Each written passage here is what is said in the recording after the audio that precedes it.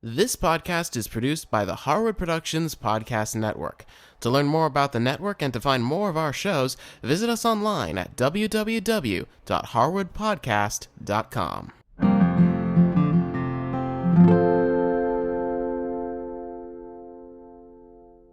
Hi, I'm Cindy Harris, and today I'm making some sandwich wraps. A couple of months ago, a viewer wrote in and asked if I could share some wrap recipes. And so today I'm going to be sharing my roast beef and marinated artichoke wrap, as well as my bacon, lettuce, tomato, avocado, and onion wrap. Now, with wraps, you can go a couple of different ways. You can make them individual with small tortillas or small, soft flatbread, or today what I've done is made them in a large size scale and cut them up into pinwheel sandwiches, so that way I have plenty for my friends and family. Now, when you're making a wrap, you need to have some sort of flatbread that works as the basis. Now, there's a couple of ways you can go with that.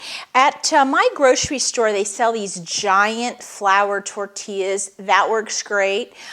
They also sometimes sell an Armenian flatbread, and that works really well. But you need to make sure that it's soft because we're going to roll these up.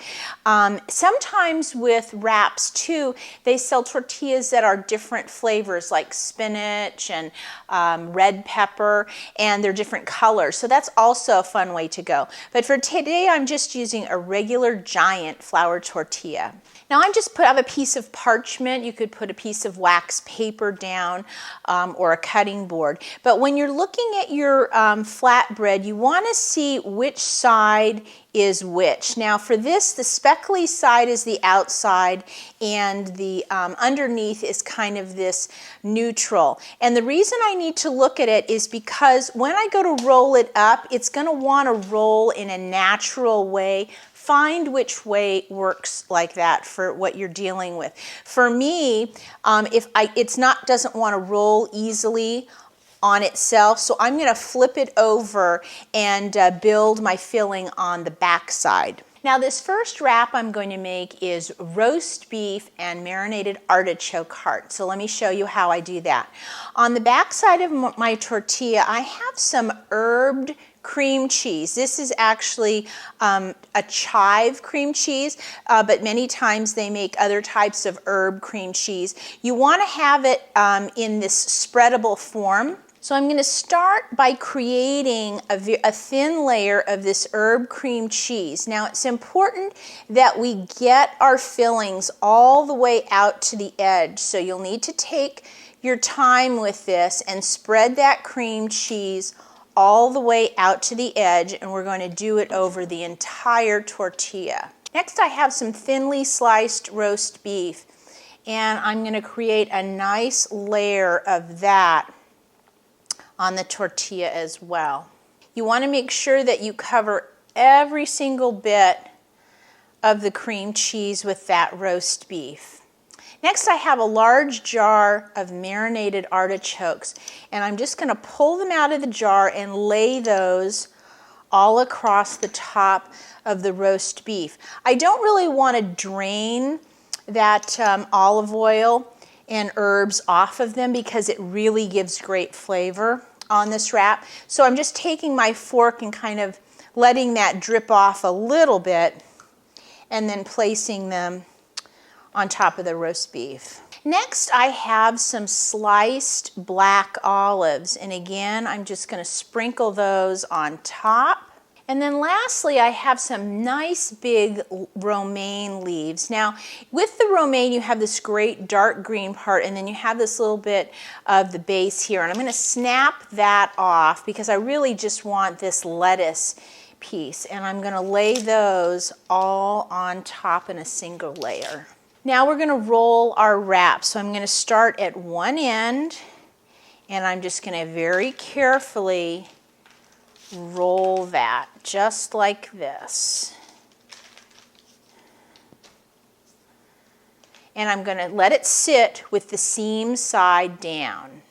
Now, when you're doing large wraps like this, I think it's important to let them sit in the refrigerator for a couple of hours. That way the flavors can marry. So I'm just going to take this and put it on a big piece of plastic wrap, and if any of the filling topples out of the ends, you can just sort of push it back in like this. And then I'm going to take those ends and fold those in, and then wrap the plastic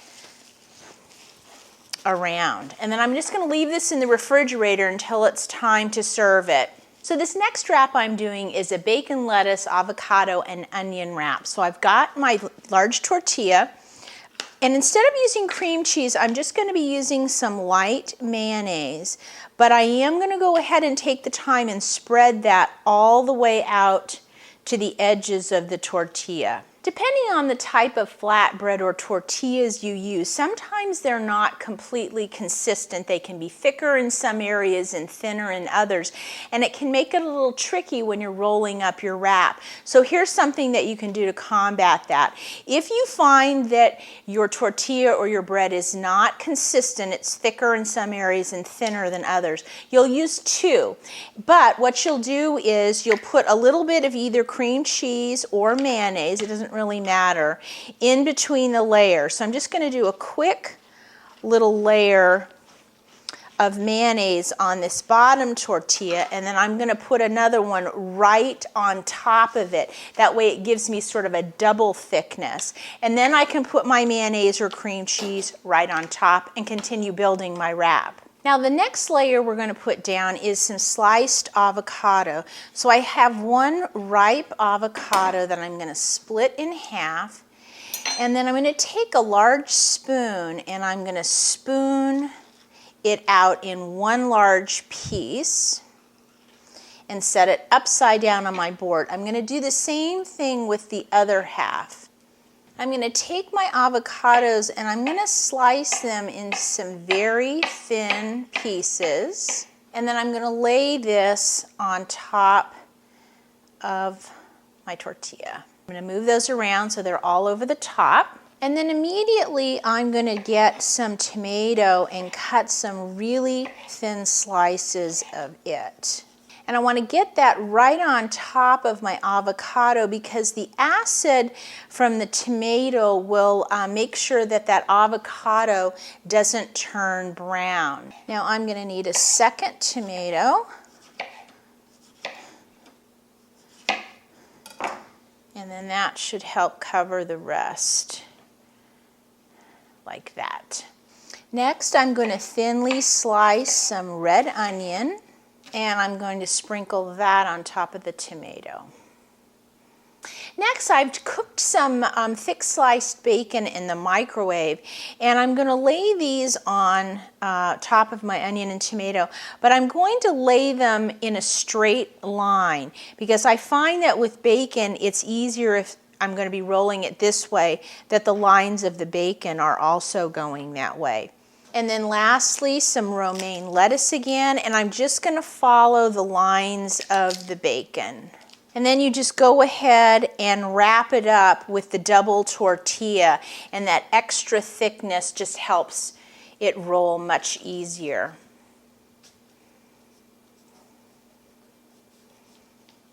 Now when you're ready to serve these wraps, if you've made large ones like this, we're going to go ahead and slice them up, almost making like a pinwheel sandwich out of them. Now as I'm slicing this, I'm going to want to keep it seam side down. And you'll find that at the very edge there's not a lot going on. So I'm going to take a large knife and I'm just going to cut through that end.